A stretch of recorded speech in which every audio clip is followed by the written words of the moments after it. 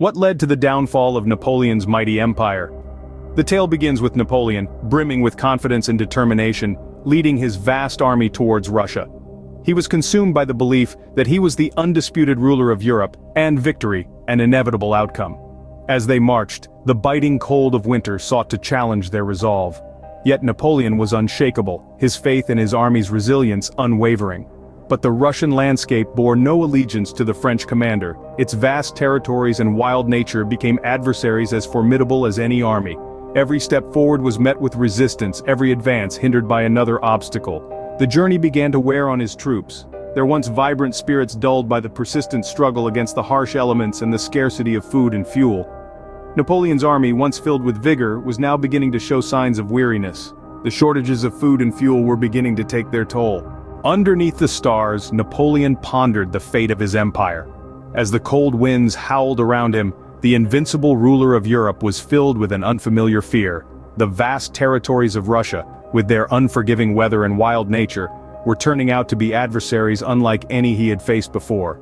His once robust army was now a shadow of its former self, worn down by the relentless cold, the gnawing hunger, and the insidious diseases that seemed to spring from the very land itself. Every step forward was a struggle, every victory a Pyrrhic one. The morale of his troops, once unshakable, was now as brittle as the ice that coated the ground beneath their feet. The harsh reality of their situation was beginning to dawn on Napoleon.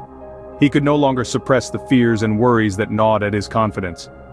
As time passed, the once mighty Napoleon's empire began to crumble.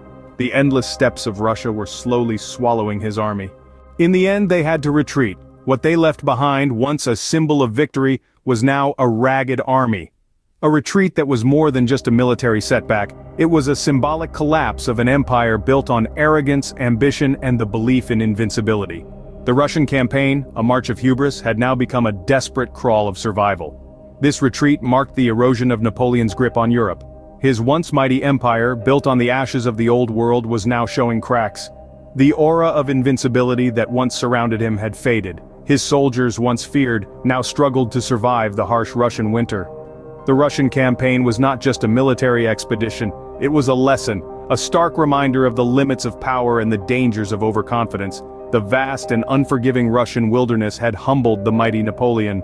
Napoleon's Russian campaign, a pursuit of victory that turned into a harsh lesson in humility, it marked the beginning of the end for his empire.